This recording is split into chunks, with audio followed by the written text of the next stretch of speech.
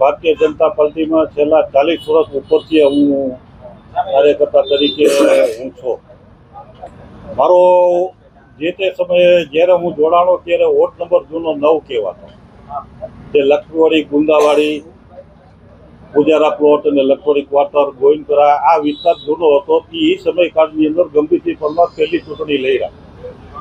એ સમયકાળથી જો ચીમન કાકાથી લઈ અને અત્યાર લગીને જેટલા લોકો આવ્યા છે બધાની સાથે મેં કામગીરી કરેલી છે. ચીમન કાકા છે, ગોટુમલા આહુજા છે, હર્ષદભાઈ વૈદ છે, અમારા વોર્ડમાં રમણીકભાઈ વૈદ છે, વિજયભાઈ છે. આવા અનેક જેના નામ હું આપવા જાઉં ને તો એક લાંબો લિસ્ટ તો થઈ જાય જૂના કાર્યકર્તાનું. રાજીનામું આપવાનું મારું કારણ એક જ છે કે જૂના કાર્યકર્તાઓને પ્રાધાન્ય કોઈ જગ્યાએ દેવામાં આવતું નથી. નહીં કોઈ જગ્યાએ કોઈને ટિકિટ દેવામાં આવતી નથી. જૂના કાર્યકર્તાને કોઈ જગ્યાએ કોઈને હોદ્દો દેવામાં આવતો. જે લોકો આયાતી લોકો છે જે એ આવે છે અને એને એક જવાબદારીઓ આપે તો જૂના કાર્યકર્તા પાછળ છે.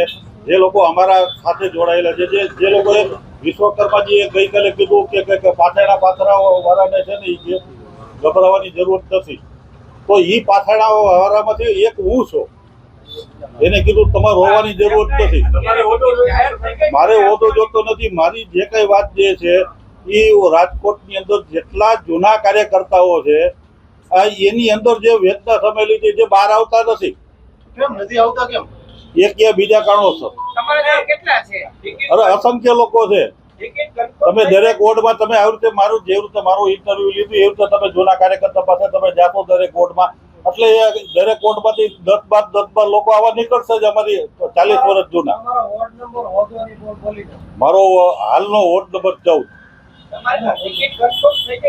નહીં, મારી ટિકિટ મેં માગણી કોઈ દિવસ કરી જ નથી. જે કઈ અત્યારે આટલા વર્ષ લગી કર્યું છે ને બીજાના માટે જ કર્યું. આ જે કરું છું કાર્યકર્તા માટે જ કરું.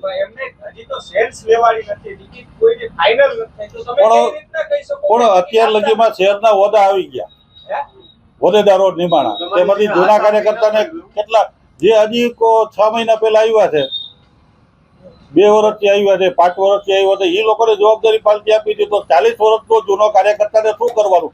હજી એના પાછળના જ ઉપાડવાના છે.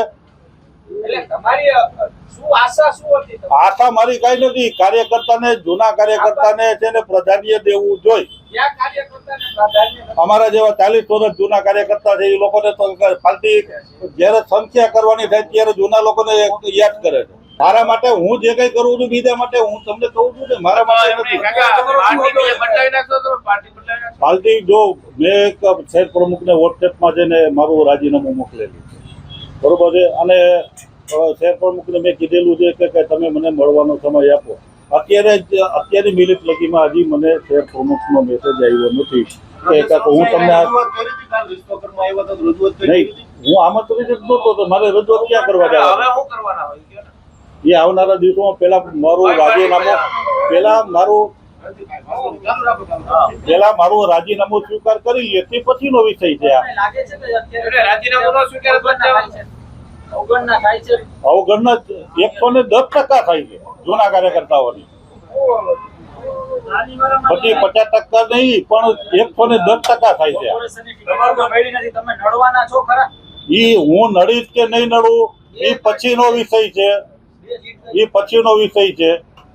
વોર્ડ નંબર જૂના 9 જે હતો એ જૂના 9 ની અંદર એક શેરીની અંદર મને બધા ઓળખે છે, મને નામ જોગ ઓળખે છે.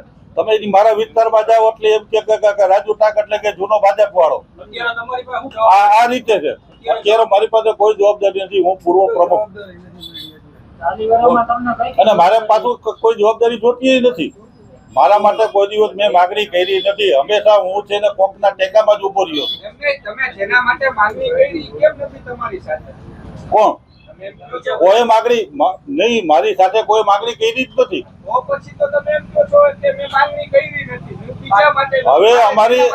હવે જો પાર્ટીની જો બીજા નંબરમાં કે 40 વર્ષ જૂના કાર્યકર્તાઓ છે, પેલો મુદ્દો એ તમને કહું કે 40 વર્ષ જૂના કાર્યકર્તાઓ છે.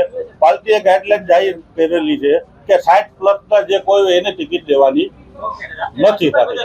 તો આ 40 વર્ષ જૂના કાર્યકર્તા એ 60 પહોંચી ગયા હોય અત્યારે શું લાગે આ કોર્પોરેશનમાં હારી જાય તો આ ભાજપ હવે આ 40 વર્ષ થયા એટલું તમને એ તો પ્રજાએ નક્કી કરવાનું છે. એની અંદર હું નક્કી કરી શકું. આ જીતાડવા માટે જ ભાજપ કરતું છે ને આવું શું કહો છો? સત્તા માટે જ કરતું છે ને ભાજપ આવું જીતવા માટે એ તો ભાઈ જો રોડ આપણા રાજકોટનો વિકાસ કરવો હોય તો સત્તા સંપૂર્ણપણે હોય ને તો જ થાય. કોઈ પણ પાર્ટી હોય. મને 40 વર્ષ પછી છે ને જે કઈ કર્યું છે ને મારા જો ભૂતકાળના મારા ઓડિટર હતા લાલભાઈ પોપટ, એ અત્યારે હયાત નથી આ દુનિયામાં. ઈ ગણિત તો તમે લોકો કરી શકો, હું ન કરી શકો. તમે મીડિયા વાળા છો. હું મારા વિસ્તાર સંભાળી બેઠો હોય, હું આખા રાજકોટના હું ન કહી શકું કેટલી સીટ આવશે કેટલી નહીં આવે. પાર્ટી કેવા લોકોને ટિકિટ આપે છે એના ઉપર જ બધું છે. નહીં કોઈ જગ્યાએ જોડાવાનું થતું જ નથી. મારે કોઈ જગ્યાએ જોડાવાનું થતું નથી.